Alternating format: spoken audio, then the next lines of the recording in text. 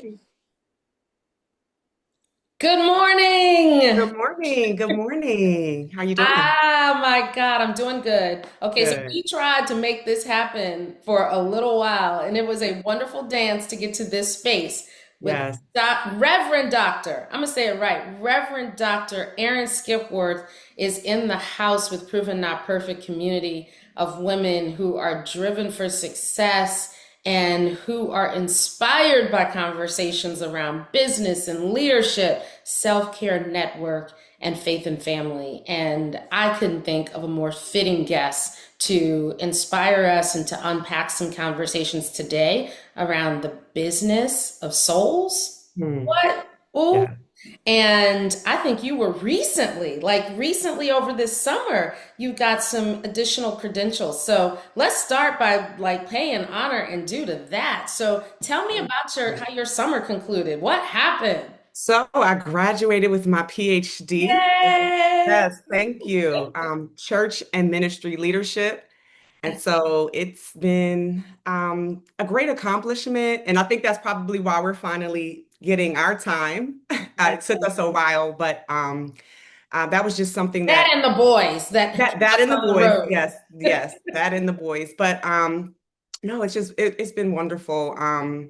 It was something that I've been in school for 7 years. So Hmm. this was not, this took me a little bit of time because I've been working and growing family and doing ministry at the same time. And so I will say it was just such a great accomplishment. Like, something that I did that I thought was God ordained for me to do and walk through, and it was not easy. And so, we never give ourselves, a pat on the back or just kind of take some time to really sit in and celebrate what we do. And I've been, this one has been one that I've been sitting in, and I'm just grateful that just God allowed me to get through. And now I'm like, this is where when the real work begins. And so I was just newly installed as a pastor at a church, Bethlehem Baptist Church in York, Pennsylvania. I'm proud to be their pastor. Yes, I grew up in that church, and so the Full real circle. That's like a full circle. it is a full circle, a place that Did I you know this? Okay, seriously, now we gotta go there. So when you were sitting in the pew at the church, growing up as yes. a little girl, if you were like me, because I was a church girl growing up, right, with the patent leather Mhm. shoes, cute little dresses, and all the things, my mom was that girl, and she made me that girl. But I can tell you that when mom wasn't looking, I might have been doing some shenanigans, right? Like, Mhm. when I was on the choir, even when the joke really wasn't joking, Yes. I was the one snickering with the friends on the choir stand, hoping mama didn't see me, but she always did. Mhm. So tell me, your little girl Mm. in that church, wow, tell me, did you see yourself up there, or was there a calling at a certain point in time? Need to unpack this. That's a great question, and it's a little it's ebbs and flows. Number one, to answer your question, we'll start off with, did I ever see myself like up there, especially in that church and as pastor? No. That was something that God placed in my heart probably about, maybe I'll say like 3 years ago, where I knew I was called to pastor, and I knew that I really loved that church. And if I was going to pastor, it was my heart's desire to do it there. And so that God just blessed me. He Wow. gave me the desires of my heart. And I knew that he would not place it in my heart, Yes. without following through on it, but you never know how God is going to work. So I was like, oh, maybe, Yes. 20 years from now, or after I go pastor my first church, who knows? But to go back to the initial calling as a young girl, I was always intrigued and um, attentive to preaching and good preaching. Mm. So even as a little girl, like I knew some of, my favorite preachers in York, where I grew up. We had some really great preachers. My dad was a great preacher. So I've always been around good preaching and Yes. articulate men and women. And so I knew that I always wanted to do something where I'm speaking. I was like, well, maybe I'll be a lawyer. Maybe so I've always, been into words and how you utilize words and the rhythm of utilizing words. And I did sing for a while. I started singing in my church, and so I was like, okay, well maybe this That's is like a what little humble seed right there, okay? Yeah. We might have you break out in I, something before we leave. oh goodness, used to. um And so I got comfortable in front of people. And so I was like, well, maybe this is where God is taking me. And for 9 years I served as a worship leader. And so you have to speak. And I was like, well, maybe this is how I'm going to fulfill this calling to preach or to do this thing. And then I would say probably in college, I went to Howard University and I was a part of the Howard Gospel Choir. I'm not And gonna have a shade at all that we just played FAMU at the Orange Blossom oh, I Festival. saw that. That was not, We're no, gonna no, leave no. that over there. Go back to the testimony, Okay. sis. Go back. Yeah, and so, I'm exposed to people my age, kids that aren't, afraid to say what they feel God has called them to do. And you have preachers, you have teachers, and the calling just started to come back to me because I thought like once I left church, it wasn't my intent to be like, I'm not going to be this woman that goes to church all the time. I love God. I love to sing. I did that. I'm a PK. I probably should have said that. Yeah. So my dad was my pastor, and my dad pastored at our church for 50 years. And Wow. so that was a life that I could honestly did not want myself. And it's not a life that I wanted to put a spouse or children through. Yeah. Um, That's but real. That yes. I mean, and I'm so eager to talk a Hmm. little bit more about that because someone's listening to this Hmm. and they are inspired by the business of ministry. Yeah. And I believe they'll be blessed when we unpack a couple things. Okay, keep going. Okay. Yeah. And so I just began to really just listen to that voice and that call. And I remember one year when I finally told my father, like, hey, I'm kind of tired of trying to figure this out, trying to run from this feeling that I'm called to preach. This is what year is this? Wow. Maybe 2012. And and I said, I believe I'm called to preach. And he was like, yeah, I know that.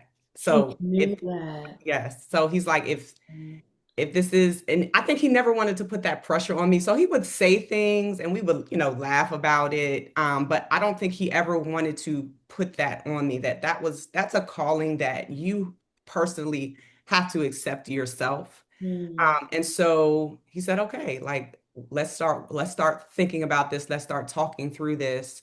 And we spent probably like 6 months to a year talking through. And then I did my initial sermon, and I just served as an itinerant preacher, going to different churches. And pastors started inviting me to preach Sunday morning when they Wow. were on vacation, or like, when they're like, hey, I need a break.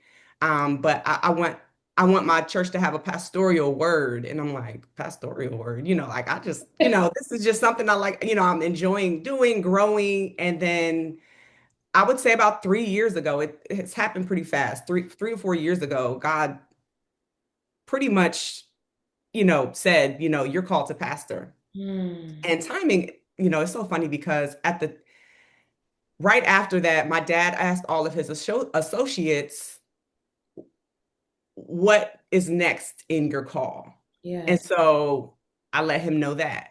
And so we started looking at he was like, let's start looking at churches. I see churches all the time. Um, and then in between that time, my father got sick, and he started to just express that, hey, I'm ready to transition. And then I'm like, oh, okay. And so honestly, I just kind of waited for the process. Wow. He knew that I wanted to pastor. The church that I pastor at Bethlehem, they know how serious I am about the word and God's people. And so he presented two names, and Yours was rest one. is history. Yes. Praise God. Yeah. Wow, wow, wow. Okay, so you talk about 3 years Hmm. kind of being really quick. And it Yeah. really is quick in one sense, but it's fast in another sense when you're Hmm. making a transition from Yes. being a sheep to shepherding sheep. Yes. Um, tell us about the perhaps the word I want to use Hmm. is the seriousness by which one assumes this responsibility, because we all know it's not trivial, but we live in a day where people are building platforms and all the things, and there's a whole lot of sifting through what is real and what's not, quite frankly. Um, tell me about your journey to say Hmm. this is a call, this is my heart, and I understand the severity of it. Like, tell me about that. Because I even think about that leading people in a corporate sense, right? Like, it could be 5 people or 500. Like, Yes. even in a secular sense, when God positions me to Yeah. have a responsibility for another soul, I have to take that seriously, even in a secular sense. So tell me what that, Absolutely. yeah. I think, well, what I can say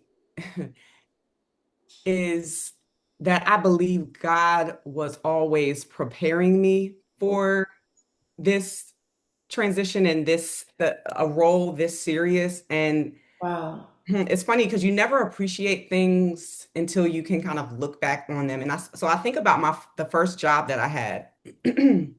I worked at the Pennsylvania Lottery, and my first year I was like a research analyst, and then the second year I became a marketing manager. And Hmm. so the other marketing manager, she had been there her entire career. And I'll just say this, I don't think that her and others around me thought that I was old enough or had been there enough years to have that role. And Mm. there's some days I probably felt the same, right? But Yes. I was placed there. I had to at 2 years out of college, and I went to Howard University, so I probably it wasn't, you come from a place where everything about you is celebrated, and then you go into a corporate setting, right, where people aren't celebrating everything about you, or what you celebrate about yourself is not necessarily something to celebrate for them. Yes. So it was such a quick to go from Howard University to that. And Hmm. so I had to become serious really quick. I had to do a lot on my own because what I thought I would be able to depend on my colleagues for, very seldom could I Mm. in certain ways. There were things said and done. And so I left that place a little broken, I'll say. Wow. But I walked into another situation where I was able to progress. I was a manager. And so I don't necessarily look at that situation as a bad situation. I feel like it was just essential for my growth. It Mm. told me, like, the areas I where I don't want to be, where I don't want to work, a type of environment that I don't want to work. It taught me about how leaders really set the tone and the culture of an organization. Wow. And so, you can be a change agent sometimes, but then there's other situations where you just have to kind of, if you want to be there, you have to figure out how to live in the culture. Mhm. And so I say, And all, knowing the difference. yeah, Yeah. yeah, That's and not, not trivial because a lot of people come in hot. They yes, don't take time to really do what you just said. Are you yes, meant to be of that culture for a little bit? Are you meant to change that yes, culture? Like, yes, what truly is the assignment? yes. And Girl. so I didn't stay there long. Mm. Um, Even though that was my intent, but I learned a lot. I Mm. was there for 4 years maybe, but I learned a lot, and it opened my eyes to just how to treat people, um, how to maneuver through, difficult circumstances. And so I say all that to say all of my work experience, I really feel like it prepared me for this, for the church. Yes. Even organizational behavior and administration and organization, I'm very organized. And those are just some of the things that I feel like those are the strengths that I think I'll have to utilize initially in this role. And so I think my experiences prepared me, my work experience prepared me for the church. And I'm still working. I'm a bivocational. I enjoy um, being in both settings. It can be a lot, but I enjoy being able to learn in one area and then take it, to another area.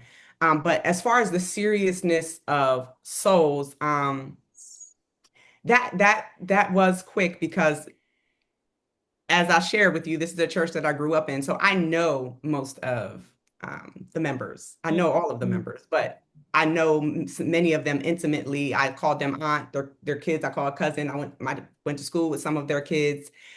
And so I had to, and this is something that I'll be honest, I don't like to do, but I had to kind of set the tone, Mhm. right?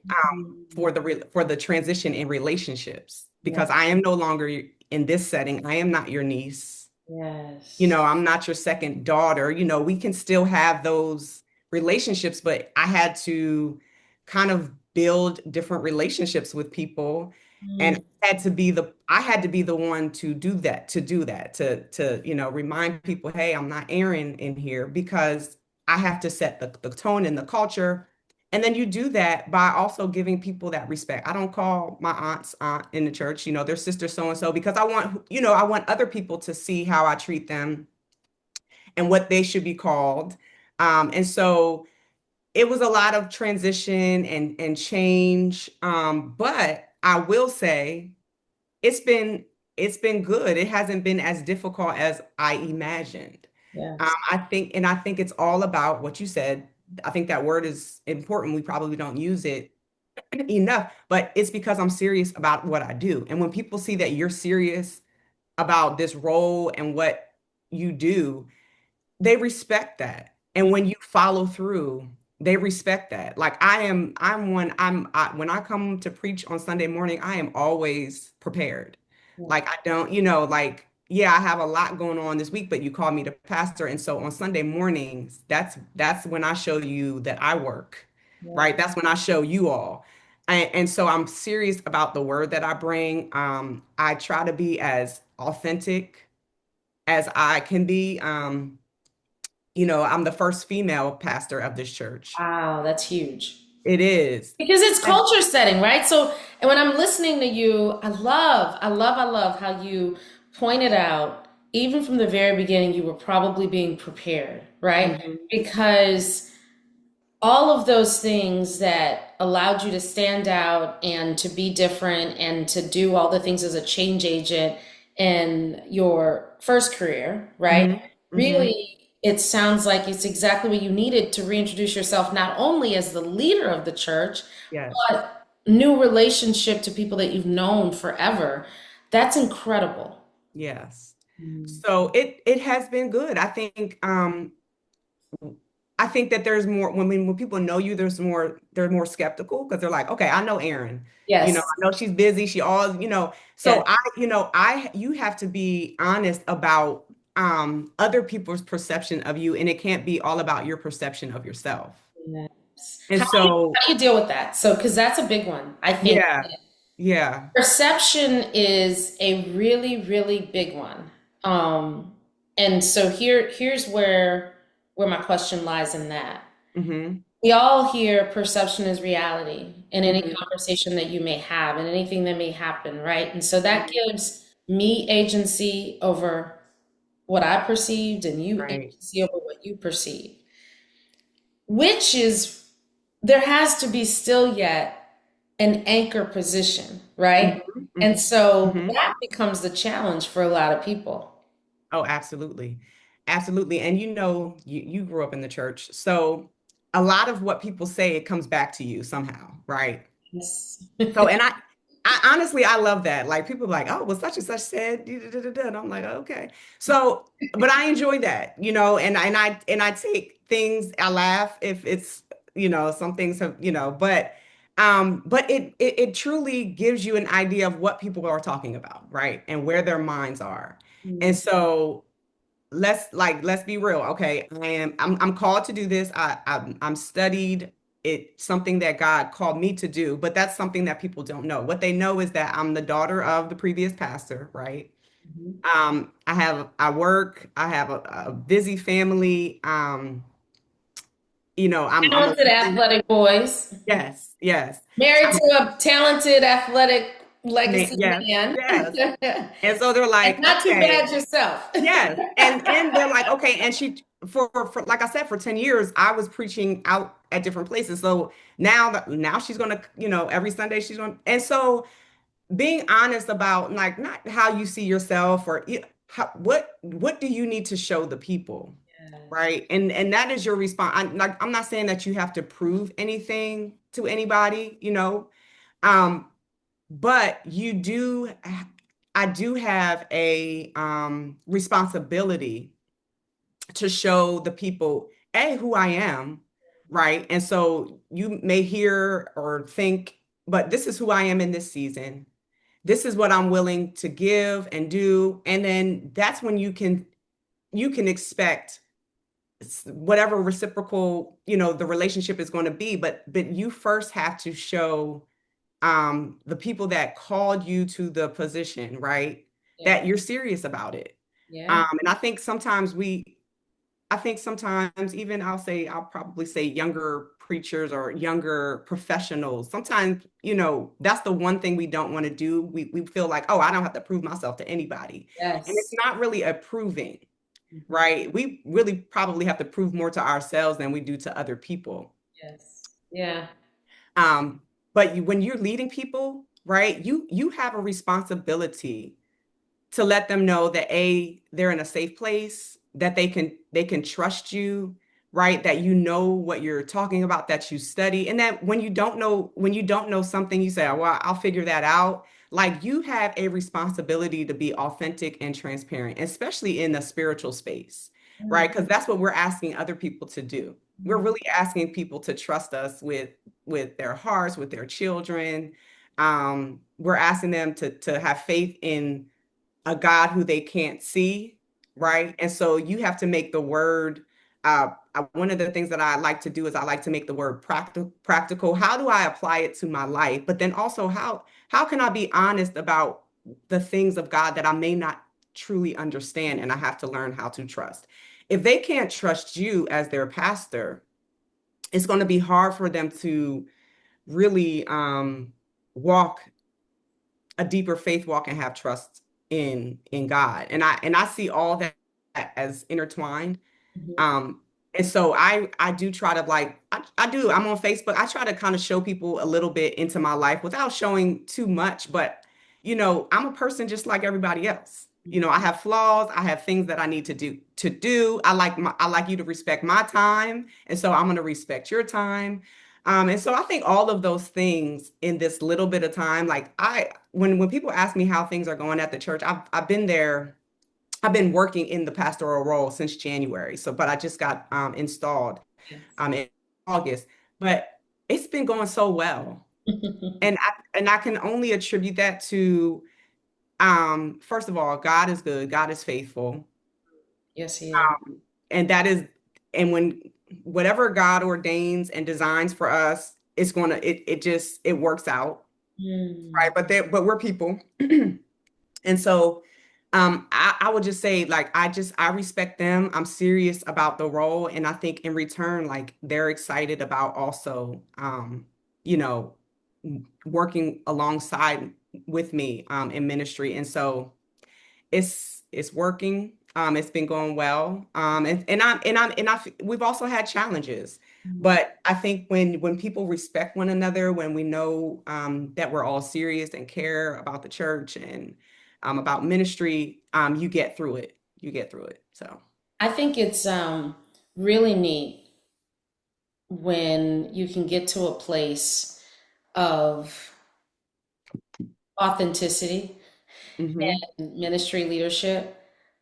I believe that I grew up in an era where the late Reverend Dr. Clay mm. was revered, um, revered and somewhat feared. Not a deity, but certainly maybe from my viewpoint as a little girl at the time, feeling like, Mhm. oh my God, that's the Reverend, right? Yeah. And I think it was a time pre-social media, so perhaps, and I remember him being such a kind and gentle person in person, but there was still a level of sort of, you know, maybe us imparting Mhm. on him this, this position, right?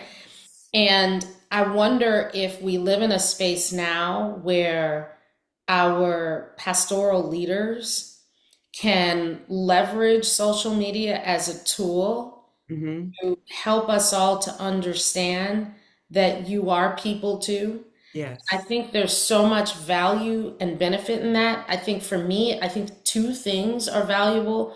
One, it doesn't make it such a foreign consideration if God taps you on the shoulder, Mhm. do some assignments for him, Mhm. because you feel like, well, I see a human that I sit in the pew and listen to every day.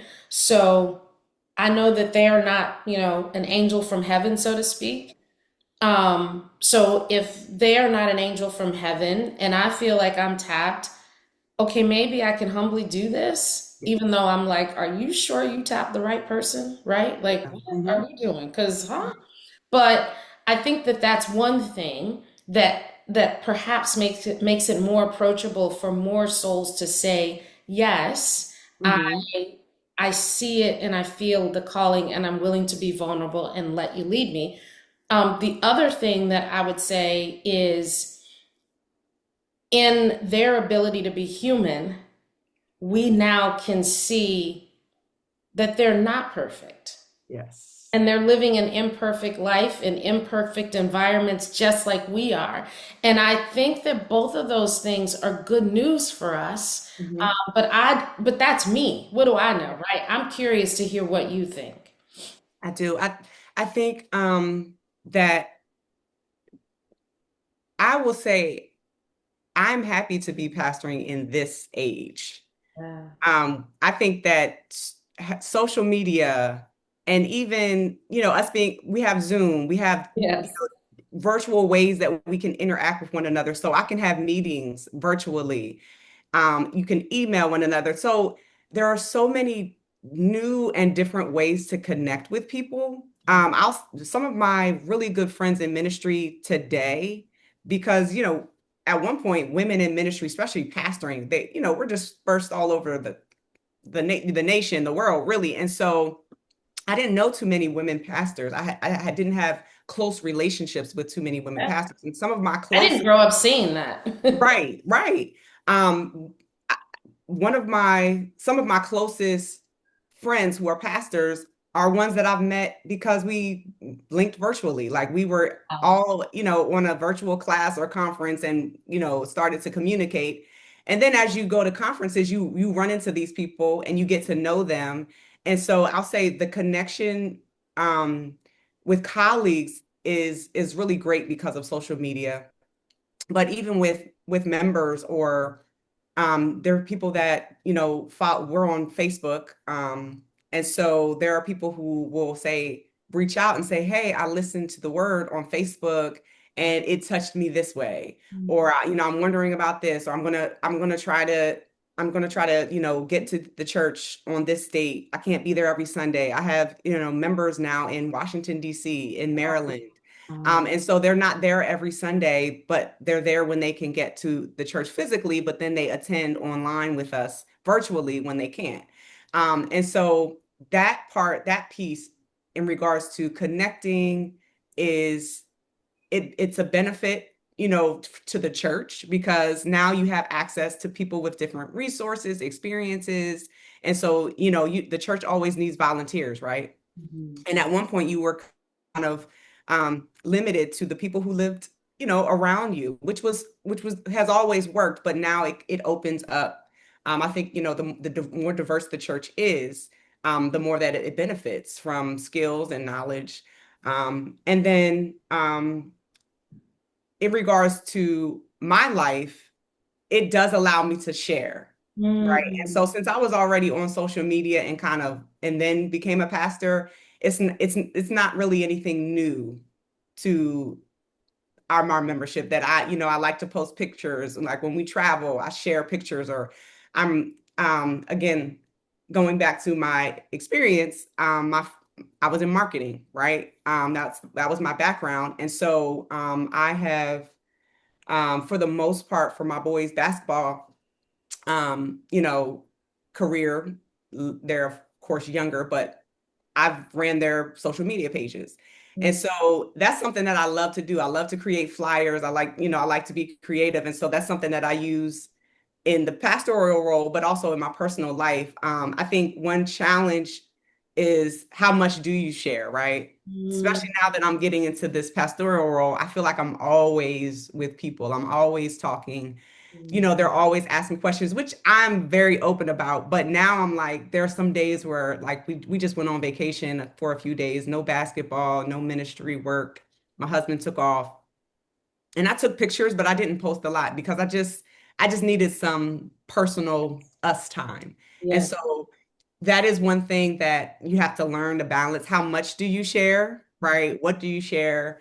And that in itself, it has to align with also who you share in person, right? Yes. So, you know, if you're going to share, just be clear about, again, we talk about perception, be clear about what you want people to know about you or to think about you. And what the conversation is going to be. Because when And church yes, wraps up, if you're yes, sharing, everything, then yes, don't be offended if Sister So and so, instead of talking about the word you just delivered, wants to talk about the water park trip, right? yes, So, exactly. yeah, Right. wow, So now that's yeah, dropping some knowledge for sure.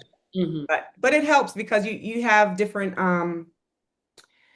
even administratively, there's so many tools that we now have access to as pastors that, like, when I saw my dad writing his sermons, he didn't have access to those tools.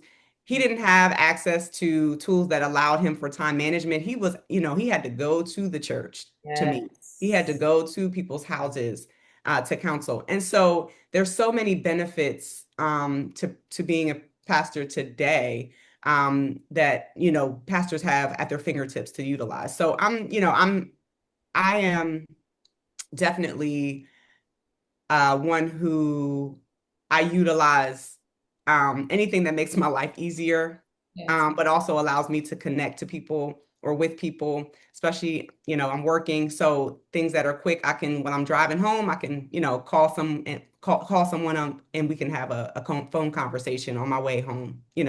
So I try to definitely utilize All the tools. all the tools, all the things. Yes. So we need to pivot into thinking about so many people that are listening to this conversation who will not say that they believe, at least at this point, they're tapped to ministry as a title, but Hmm. they do feel a responsibility to carry their faith forward, right? Yes. And their beliefs forward. And everybody has sort of a different thing that gets them there, right? Hmm. For a lot of people coming out of 2020, for sure has been a thing. I know for me, there were two books, one that I had received and read long before 2020 that really came to me at a time in my career, probably like 2010 or 2013 or so, that really got me thinking about the integration of my life and business and my faith and God placing me in circumstances similar to you with great leadership and voice and influence in what would be considered the most tumultuous of times. Hmm. Like why when I got the role it was nice and then it became, a divestiture. Or Hmm. why when I, looked at the job it was stable and it Right. became a transformational assignment. Why went right? And so, Yeah. girl, the amount of times that I went to him saying, wait a minute, what, why? And I think now, thanks to a couple of resources. So the one book that really grabbed me initially was this one called Kingdom Calling, um, Okay. by Amy L. Sherman. I don't know if you know this one, No. but Okay. man, I would love you to read it just so that we can go back and talk about it. It's Would love that. Relational Yes. Stewardship for the Common Good. And it really got me grounded in understanding that you don't have to be in the economic structure business of ministry to Hmm. be in the business of ministry, as we all are, should Yes. be in the business of ministry in some discipleship in some way. Even if I mean, everybody's in a different lane in their level of what that means to them. But even Yeah. if that means showing up in your place of work with a heart of love, right? Like there Hmm. still is an assignment there. That was one. And then the other one was this book by John Mark Comer, which coincidentally my pastor brings up a lot. And I laugh because I found this book in 2020. It's The Ruthless Elimination of Hurry, which is another one Okay. where those two books, that one really got me sort of centered around being still, Hmm. um, living a much more holistic Hmm. life Yes. as a follower of Jesus Christ, and still unpacking everything, right? So trust and know I'm not the Reverend Doctor on this call, and I'm very clear on that. Yeah. But I'd love to hear as you minister and as you think about the environment that we're all living and functioning and operating in, you know, Mhm. my listeners are, like I said, these women that are doing the thing. What Yeah. would be your encouragement or your words or any resources that you have for them in this ultra dynamic environment where we're trying to show up so completely for Yeah. our families and ourselves and our calling? Yes. I would say, and I've always gravitated toward books about the heart. There's one book that I read, The Atlas of the Heart by Brene Brown. Mm, And then there's actually a book that I just started. I can show you. I don't do the physical books, but I do. the audibles. Yes. And this one I just start. Oh, and also The Garden from Within. Mm, Anita Phillips. She's mm, awesome. But then I started, Matters of the Heart. So healing your relationship with yourself and those you love by Thema Bryant, Dr. Thema Bryant. Um, I personally love books about the heart that I read in between like other books that I'm reading because you always have to be centering you, mm. right?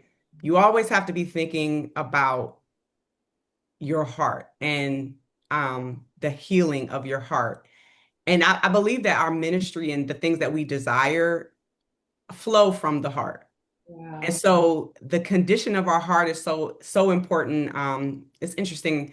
I just preached on Luke 8, where Jesus was telling the parable about, he was talking about a parable, sharing a parable with the disciples. And really, it just talks about what happens to his seed when Mm, God puts something in your heart. What happens to it based on the condition of your heart, right? There's some hearts that his word can fall on. He can give you something that you're meant to do. But if your heart is thorny, it doesn't get a chance to get deep inside your heart. And when something comes and distracts you, it takes the seed right away. And now you're looking again for like, God, what am I supposed to be doing? A lot of us were always like trying to figure out, God, what am I supposed to be doing? And that mm. is a responsibility to us, but God drops so much in our heart. If we would just kind of just stay there for a little bit. Yes. We're always, searching, and that's just the world that we live in, right? There's so many Girl. distractions. Then there's some hearts that we have so much going on that the seed gets into our heart, but it's smothered by all the other things that we think are important, trying to be this person for that person, we're worried and stressed. And so the word of God has to be able to fall on good ground. And Yes. so our heart, the condition of our heart is so important. And so that's one of the things that I'm always leading people to do as they're searching or as they're studying, whatever you're called to do, we all have a responsibility, right? Yeah. We all have a responsibility in ministry, regardless of the level, right, of ministry that we want to do.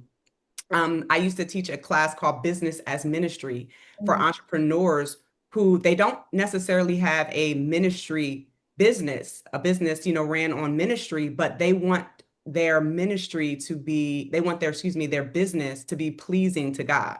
And Yeah. so how I treat people, how I think about the services I provide, how I think about my policies and how I talk to people. And we talked about culture. And so it's not about ministry per se, it's how do I handle business in a way that's pleasing to God? How do I align myself as much as I can to the principles of God's word? But we always need to be healing. Hmm. We always need to be caring for ourselves and caring. We can't care for others if we have a closed heart and we're not caring for ourselves. I And think so, you need to say that for the cheap yes, seats we because cannot. it's Yes, it's an old mindset it where is. I can think of people in my life right now who are so serve give oriented, as if you can serve give your way to, the future that you envision, right? And they Hmm. don't take any time to replenish. Yes. And what you're really, really bringing to the forefront is when the word says, let the meditations of my heart Hmm. be acceptable in thy sight.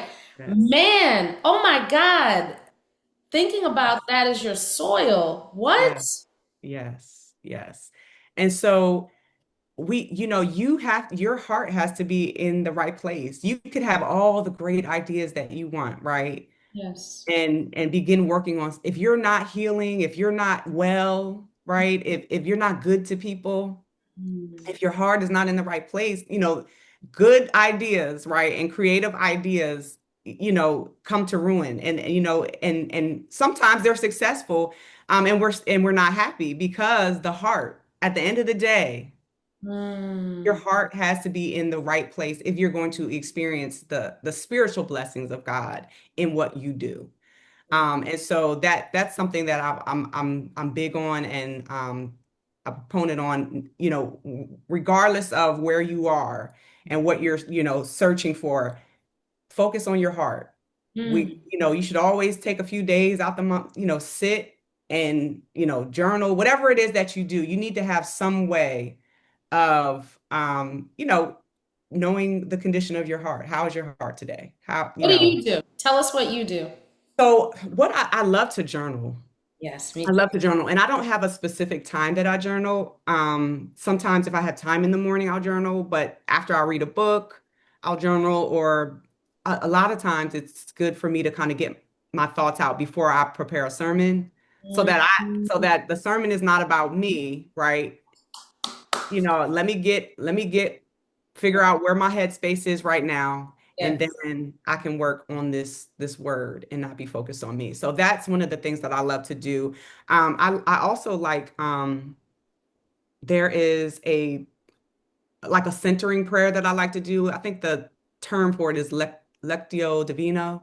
Mm. But really, it's a taking one scripture or one thought or something that you just want to focus on, and I'll take 5 to 10 minutes, and I'm just either repeating that scripture Mhm. or keeping that thought in mind. And if something else comes into my mind, like, okay, let me refocus. But it's just kind of a meditation, Mm. and that's something that I love to do, because it's discipline for me to not think about other things. Yes, that's all of us. It, You it cannot be a driven woman in this day and age, yes, managing all the things and not fight against the distractions that come in our own very mind. How many yes, times have I sat down to meditate, as you're saying, and oh, you need to da da da da da. You need to yes. da da da da. You need to da da da da da. To the point where I now, and I used to say, okay, I'll just open the notes app on my phone, and as they come up, I'll type it. Well, unfortunately, now the phone has now, oh, you got this email from this person. Oh, you got this Hmm. text from this person. Oh, and so now I gotta put that away and go back to a little pocket moleskin and a pen Yes, that I keep with me in my purse. So when I have that da da da da, I can write it down real quick and then let it go. Because what yes. I'm finding, I needed a strategy that takes me away from the distractions that are going to come because I am managing a household as a woman and a wife. Yes. And I am managed corporately, souls and assignments that, Yeah. authority have asked me to take responsibility for. So with all of, and I'm holding myself accountable to what was poured into my spirit to launch Proven Not Perfect and to honor him in the process, as he's showing me what we doing. And Yeah. I'm just on for Yeah. this ride. Yeah. And there's one last book, because you said something earlier, that soul care, it's something that never gets old, right? That is something that we are constantly saying. There's a book called Strengthening the Soul of Your Leadership. Ooh. And the author, her first name is Helen. I have to get her last name. But I read this book years ago.